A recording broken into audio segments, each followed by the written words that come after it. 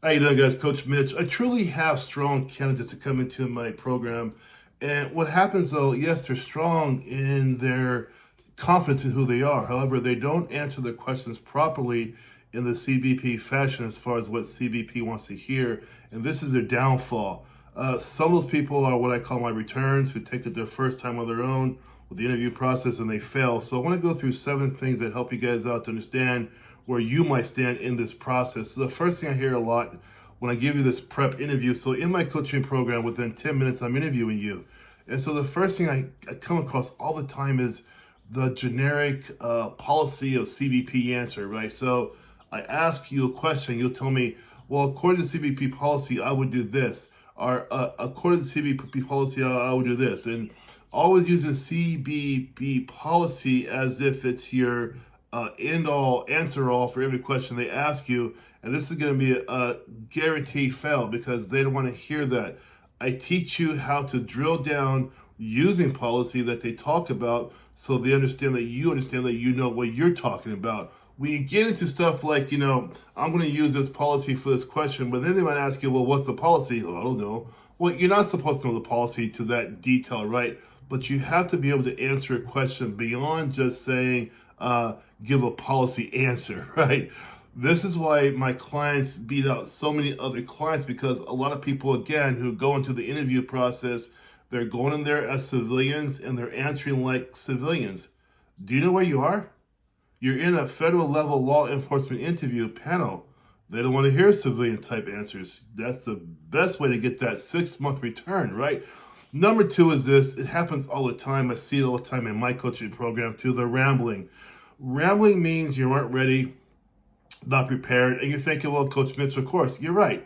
In my coaching program, most people are not ready. And so I do hear the rambling, and that's okay because with me, rambling's fine because you are in friendly territory, right? And by the time my clients get done with this process, second or third or fourth lesson, rambling's gone, right? So I'm so glad I caught them in my coaching program first before they go in from that panel, because when that Zoom opens up, you're looking at 2 or 3 uniformed people looking at you with no love whatsoever, hardcore faces, asking you some seriously heavy questions. And so it's best to get the rambling with me so we can weed it out, right? And get you ready for your interview. So rambling is a constant thing I hear all the time. And this is why, too, when I ask my returns, people do it the first time. I say, well, why do you think you failed? I didn't know what I was talking about. I kept talking. And so that's always a killer, right? Because they don't know what they're talking about. The panel knows that, and you get the big L for your loss or F for failure, and you have to walk away and come back in six months, of course, right? Number 3, not explaining your personal actions. Now remember, actions, right? So in a civilian interview, it's easy to get it because, for one, you can read their faces at the interview. The interviewers are not that professional, right? Just ask you questions. Sometimes they even kind of egg you on a little bit, right? You're like, oh, they're like your buddy sometimes, right? Oh, they got a nice, friendly smile on there for you in the whole interview. In the federal level paramilitary law enforcement interview, you're not going to get any of that. You're going to get some straight faces looking at you, expecting professional answers from you. So when you don't explain your personal actions, no one's going to say, hey, explain your personal actions. No one's going to tell you that. Why? Because they have 15 people just like you they're interviewing that day. Why give you a favor? What's so special about you, right? That's how they're thinking, right? For me, you're special because you're my client. I teach you how to get past that, right? How to delineate your personal actions in front of this panel so they say, man, this guy, this lady knows what she's talking about. This guy, he gets it, He understands what's happening. Those are your personal actions you must delineate easily within the interview context, because if you don't understand how to do that, it's going to be a fail. You're going to go back. CBP is not desperate for people. They want the best of the best, and they get the best of the best because of this process here. The interview process is so cutthroat. Only the best of the best make it through that, of course, right? That's how that works. Number 4, you guys don't understand the scoring. And so people think, oh, I see it sometimes online, I probably got 10 points, probably got 11, whatever. There's no points there, you guys. They're not scoring you on your points. They're scoring you on your logic, your direction, your LEO answers, right? They're scoring you on your emotional maturity. They're scoring you on your objectivity. So many things are there. You learn in my program. I show you the 8 top they go with, but you're learning how to answer like a true authority, right? You're learning how to understand the questions and answer like you understand what's happening. And therefore you know how to hit the high points and get the good score, which is not a physical score, but the score, meaning the score of acceptance, meaning that you understand the material. This is something with my clients I get all the time who are new to me. They think it's a scoring process, and it's not. And you learn that very quickly because within 10 minutes, again, I teach you in my coaching program, we're going through 4 questions already.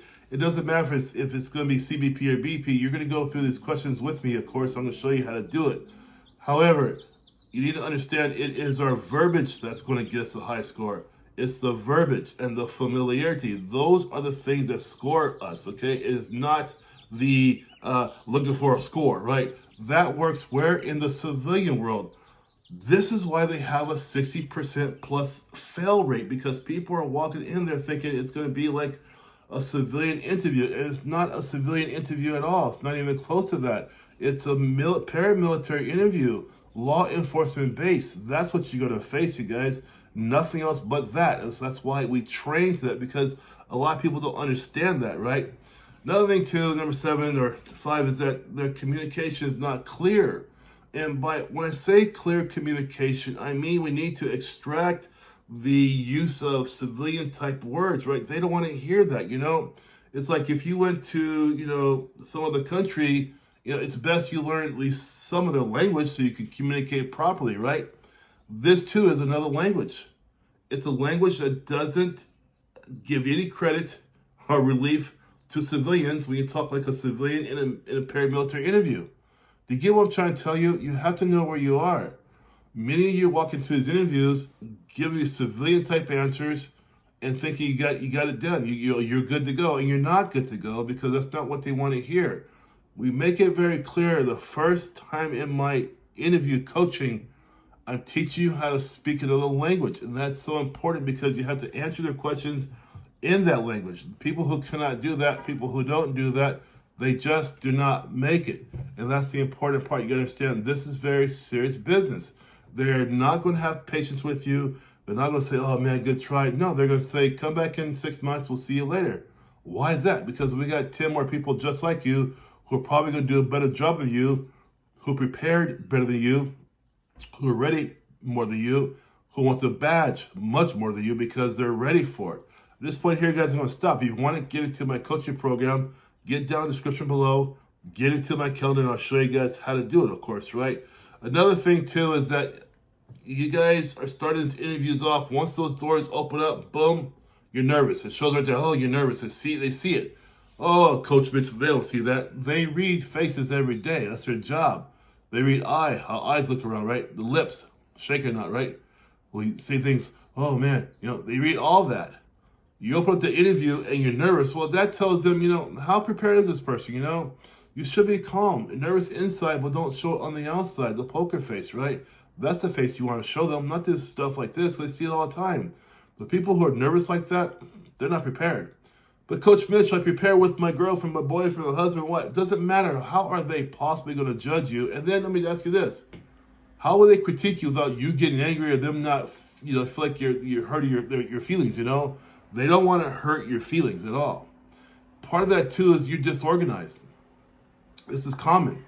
People answer a question, and they're doing A over here, and G here, and B here, M here, R here, Q here, P, and they're trying to figure out where you're going with this answer. They can't keep track, right? It's a big L. Boom, right on your answer there because you know what you're talking about.